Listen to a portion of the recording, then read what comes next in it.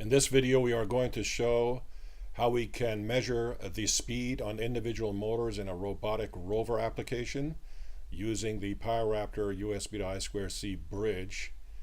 In this case, it acts as the master. It can scan for devices and also control a device. Here we show the Pyroraptor USB to I2C bridge by IONOTRONICS. And very importantly, we show here the MK24316, which is a PIC16F1937, and this basically converts a servo into an I2C PWM slave. We have two that control the saber-tooth motor, and through I2C we can get the saber-tooth motor controller to go forward, reverse, tank, and also tank clockwise or counterclockwise, all through the I2C bus. So that's how we control the speed of the rover. Now here we show the MK6555, and this is the breakout for the PIC16F1937, and we have implemented this as an I2C slave, and on command it will actually measure the speed of the motor by reading the optical encoder on the motor and processing it, and it will then measure the speed, and it is provided back to the I2C master as a number that relates to the speed of the individual motor. Now each individual motor can be accessed through a MUX. So a MUX will connect a particular motor to the PIC16F1937, which will measure its speed through the optical encoding processing. And the MUX is also controlled through the I2C interface, so the master can ask to look at each particular individual motor and measure its speed. So with that introduction, we'll get to the video showing the speed measurement in action. Here we show the Robotic Rover, and here we show the Java Pyroraptor Graphical Interface with 4 Java beans designed by IONOTRONICS to show the speed of each motor. And in this part we are going to go full speed ahead, so we're telling the rover to move full speed ahead. And you see that the Java beans are now showing rotation on each individual motor. You see the dial move toward the center, and here you can see the wheels, of course, moving as we're telling the rover to go in a reverse direction full speed ahead. So all 4 Java beans showing the speed, the measured speed of each individual motor.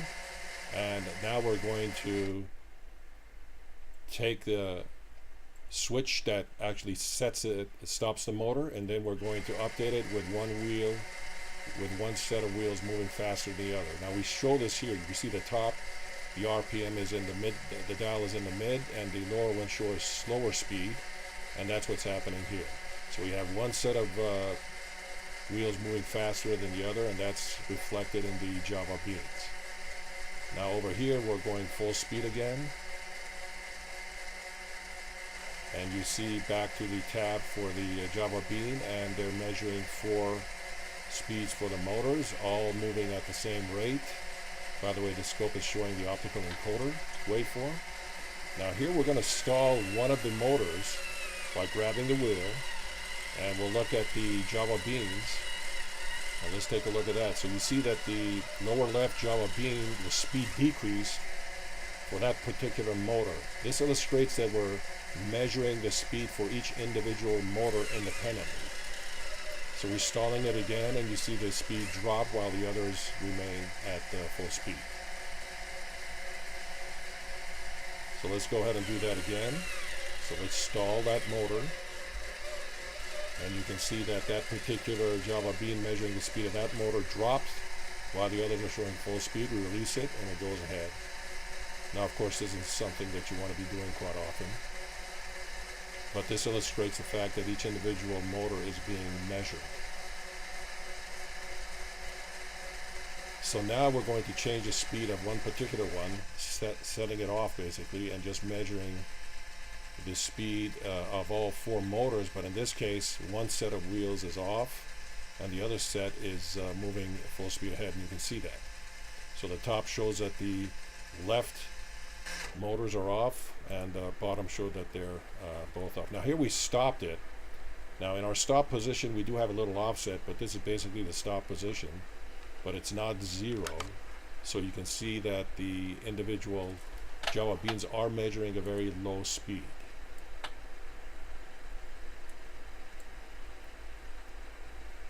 Okay, so let's go ahead and go full speed, and let's take a look at the Java beam. As you can see, the motors are moving forward in this case, and we're measuring all 4 motors, and you can see that the dial is in mid, showing high speed on all 4 motors. Now here we show the I2C bus. So the Pyroraptor is scanning the I2C bus, and you see the 2 numbers 50, 51. Those correspond to the 16F1937s controlling the saber tooth. Now we've stopped the motors, as you can see. So this is in the stop position, although it's not exactly stopped.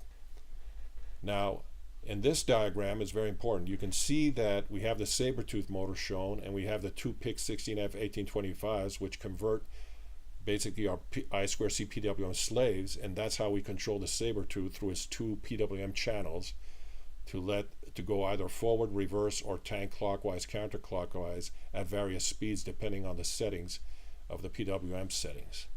Now here we're showing the breakout, the 16F1937. Now we're using a later model that would show at the beginning of the video, but here you see the prototype board, which has the MUX, which connects the optical encoder from each individual motor to the PIC16F1937 microcontroller, which, using interrupt-driven methods, basically measures the optical encoder. So the prototype allows us to not only connect the motors to the terminals with spades, but also to the PIC in order to measure each optical encoding of each particular motor one by one on demand through the I2C master. So the I2C master can tell which motor it wants to measure, makes a measurement, and then can switch to the other motors.